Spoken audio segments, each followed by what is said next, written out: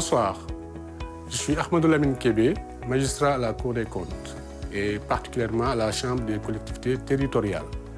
Je suis là pour vous en tenir dans le cadre de la Minute du PACASEN du rôle de la Cour des comptes dans le programme d'appui aux communes et agglomérations du Sénégal, PACASEN.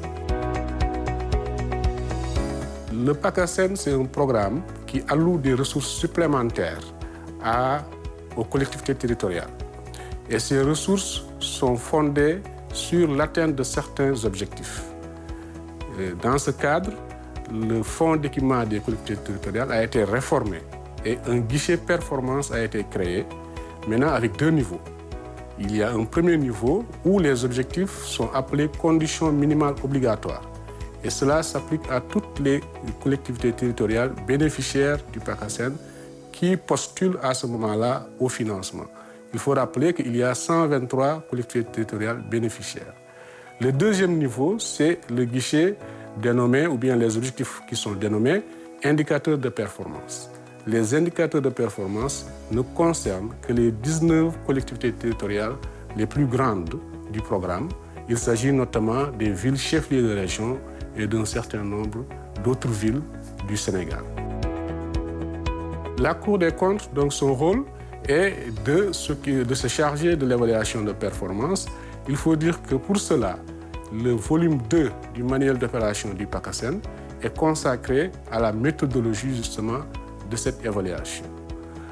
Comment cela se passe? C'est un audit d'attestation. Cela veut dire quoi? La Cour ne va pas directement auditer l'atteinte de ces objectifs. C'est les collectivités territoriales qui renseignent un questionnaire d'auto-évaluation, qu'ils accompagnent de pièces justificatives et c'est ces documents-là qui parviennent à la Cour. De quelle manière? Les collectivités les déposent au plus tard le 20 janvier au niveau de la direction collectivité territoriale qui elle-même est chargée par les procédures du programme de les transmettre à la Cour des comptes au plus tard le 25. Cette procédure, elle se déroule en 2 phases. L'étape de vérification sur pièce et l'étape de vérification sur place. La vérification sur pièce consiste justement à voir par rapport au questionnaire, à l'auto-questionnaire dont je vous ai parlé et les pièces déposées par les collectivités, est-ce que effectivement ce qu'ils affirment est vrai? C'est une première étape. Maintenant, pour donner plus de crédit à ce contrôle-là, il y a une étape d'évaluation sur le terrain où la Cour sélectionne un certain nombre de collectivités pour aller les visiter. Aussi bien des collectivités qui sont du guichet 1, le guichet conditions minimales obligatoires, que des collectivités territoriales qui sont du guichet 2, le guichet indicateur de performance. Il faut dire que la Cour mobilise beaucoup de moyens, en tout cas au premier trimestre au moins, toute la Chambre des collectivités territoriales et concentre son activité sur cette évaluation de performance du PACASEN. Pour cette année, par exemple, en dehors du président de Chambre, 3 magistrats et 15 assistants de vérification ont participé à cet exercice, sans compter, bien entendu, le personnel administratif et technique.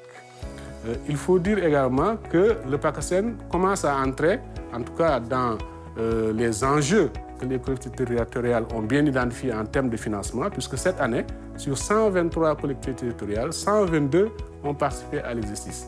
Et les résultats également s'améliorent, puisqu'on peut noter que cette année, 110 collectivités territoriales ont atteint les objectifs du premier guichet, les conditions minimales obligatoires.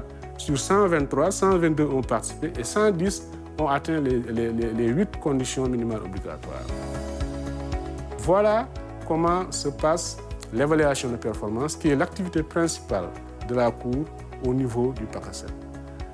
On est arrivé au terme de cette édition de la Minute du PACASEN. Je vous remercie de votre attention et bonsoir.